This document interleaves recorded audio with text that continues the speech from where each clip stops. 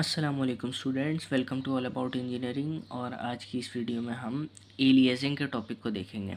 Aliasing क्या होती है? पिछले वीडियो में मैंने बताया था कि एनालॉग सिग्नल्स को सैम्पल कैसे करते हैं।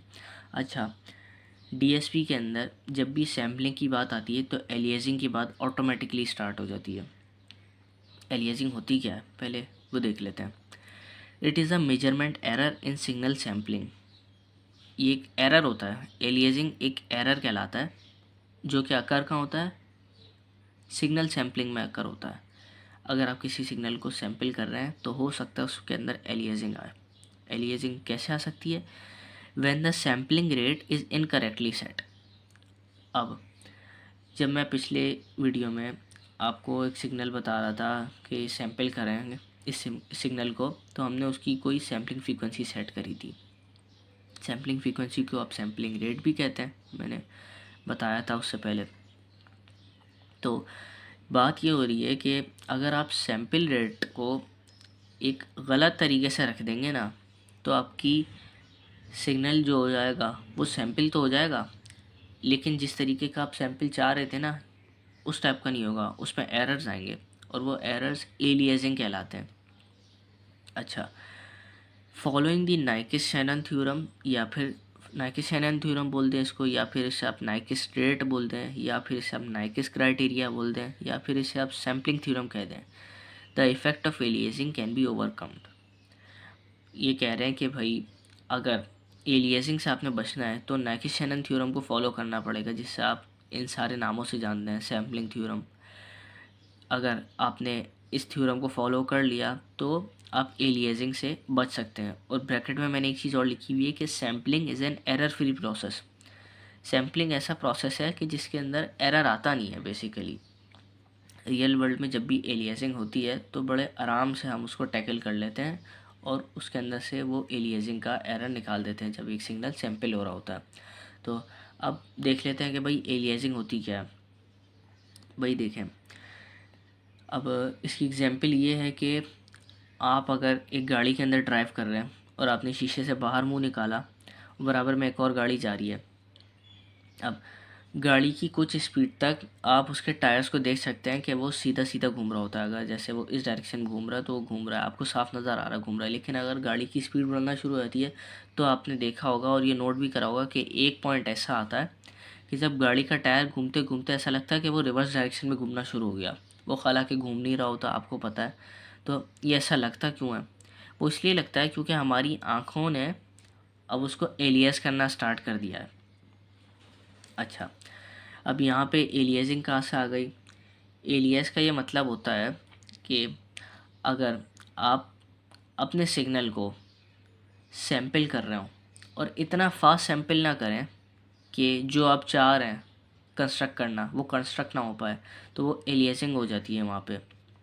यही चीज़ तो हो रही है वहाँ पे। अब आपकी आंखें कैसे काम कर रही हैं, ये कैमरा कैसे काम कर रहा है। अगर मैं इस पेंसिल को ऐसे वो कर रहा हूँ, स्लाइड कर रहा हूँ, तो आपको साफ नज़र आ रहा है। लेकिन अगर मैं ऐसे ऐसे कर रहा हूँ तो ये इस टाइम पे आपको कभी भी समझ में नहीं आएगा कि ये पेंसिल अभी है कहाँ, ये किस डायरेक्शन में कर रहा हूँ मैं। पेंसिल कभी कभार तो नज़र भी नहीं आ रही बीच में। अब क्यों? क्योंकि इस कैमरे की जो शटर स्पीड है वो शटर स्पीड इतनी फास्ट नहीं है कि वो इतनी जल्दी मूवमेंट को कैप्चर करे। अब इसके लिए अगर मुझे ये वाला, ये क्या कहते हैं, सीन जो है, ये मुझे ज़रा स्लो में देखना है तो मुझे एक हायर शटर स्पीड वाला कैमरा यूज़ करना पड़ेगा। उस हायर शटर के स्पीड कैमरे में क्या होता है, सैम्पलिंग फ्रिक्वेंसी बहुत हाई होती है। तो वो क्या होगा, स्लो मोशन में हमें पूरी अपने पेंसिल का ऐसे मूवमेंट दिखा रहा होगा। हालांकि मैंने इतने स्लो तो मूव भी नहीं करी थी पेंसिल, मैं तो बहुत तेज़ मूव कर रहा था। लेकिन क्या होगा, उस सिग्नल की शटर स्पीड बहुत तेज़ होगी कि वो बहुत जल्दी जल्दी शटर को बंद खुल करेगा और कैप्चर करेगा एवरी मोमेंट को। यही तो हम करते हैं सैम्पलिंग में। जितना जल्दी जल्दी आप कैप्चर करेंगे सिग्नल को, आप अपने सिग्नल के क्लोजली रिसेंबल करेंगे। मिसाल के तौर पर एलियासिंग ये होती है, एक सैंपल मैंने यहाँ लिया। अब मेरा दिल चाह एक सैंपल यहाँ ले लिया, एक यहाँ ले लिया और एक यहाँ ले लिया। अब आप बताएं, खुद ही बताएं कि क्या सिग्नल बन रहा होगा अगर मैं पॉइंट्स को मैच करूँगा। एक यहाँ से यहाँ मैच करूँगा, यहाँ मैच कर दूँगा, यहाँ मैच कर दूँगा, यहाँ मैच कर दूँगा, ख़त्म। बस मेरा सिग्नल ये था? ऐसा तो नहीं था। वो तो बिल्कुल अलग था असली सिग्नल से। तो क्या हुआ, मैंने सैम्पलिंग रेट जब गलत रखा ना, तो मेरा सिग्नल भी ख़राब जनरेट होगा या फिर वैसा जनरेट नहीं होगा जैसा मैं चाह रहा था।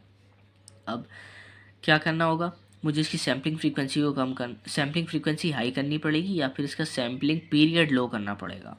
फ्रीक्वेंसी और पीरियड एक दूसरे के रेसिप्रोकल होता है ना, इसलिए सैम्पलिंग फ्रीक्वेंसी जब लो थी इसका मतलब है कि आप सैम्पल दूर दूर ले रहे हैं, और सैम्पलिंग फ्रीक्वेंसी अगर आप हाई कर देंगे इसका मतलब है बहुत करीब करीब आप एक सैम्पल ले रहे हैं। अब जैसे ये है, अब इससे नज़र आ रहा है कि हाँ भाई ये सिग्नल को आपने तमीज़ से सैम्पल किया।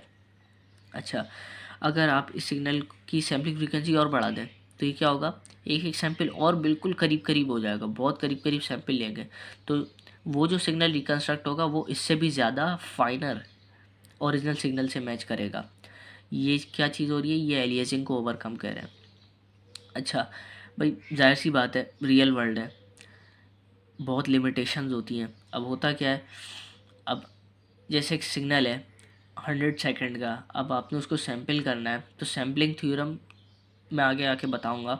वो कहता है कि आपकी सैम्पलिंग फ्रीक्वेंसी ना ओरिजिनल सिग्नल की फ्रीक्वेंसी से 2 टाइम्स होनी चाहिए। मतलब जैसे अगर एक है आपके पास 1 हर्ट्ज़ का सिग्नल, तो आपने कम से कम उसको 2 हर्ट्ज़ की फ्रीक्वेंसी से सैम्पल करना है, वो तभी सही सिग्नल कहलाने के लायक होगा।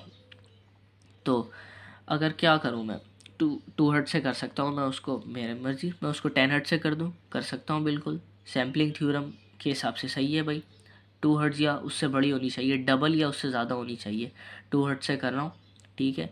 लेकिन मैं अगर 1 हर्ट्ज़ के सिग्नल को 100 हर्ट्ज़ से कर दूं, तो 1 हर्ट्ज़ का सिग्नल मेमोरी में तो बिल्कुल कम जगह ले रहा था डीएसपी प्रोसेसर में, लेकिन 100 हर्ट्ज़ के लिए क्या करूँगा, 1 लाख 1 करोड़ तो सैंपल बन जाएंगे 1 हर्ट्ज़ के सिग्नल के लिए। एक छोटी सी वेव के लिए इतने सारे सैंपल का करूँगा क्या मैं, कुछ नहीं, मेमोरी ज़ाया होगी।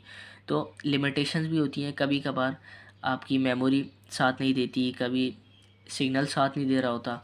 तो इस चीज़ में आपको सैम्पलिंग थ्योरम को फॉलो करते हुए ऐसे सैम्पलिंग करनी होती है सिग्नल की कि आपका काम भी हो जाए, एलियासिंग में ना आए। ठीक है, ये आपका एलियासिंग का टॉपिक कवर हो गया। इंशाल्लाह नेक्स्ट वीडियो में मैं सैम्पलिंग थ्योरम क्या होता है ये पूरा डिटेल में बताऊंगा। और आपको अगर ये वीडियो अच्छी लगी हो तो लाइक करें, शेयर करें, और सबसे बड़ी बात सब्सक्राइब करें, और अपने दोस्तों के साथ शेयर करें, और अपने वैल्यूएबल सजेशंस को कमेंट बॉक्स में शेयर करें। शुक्रिया।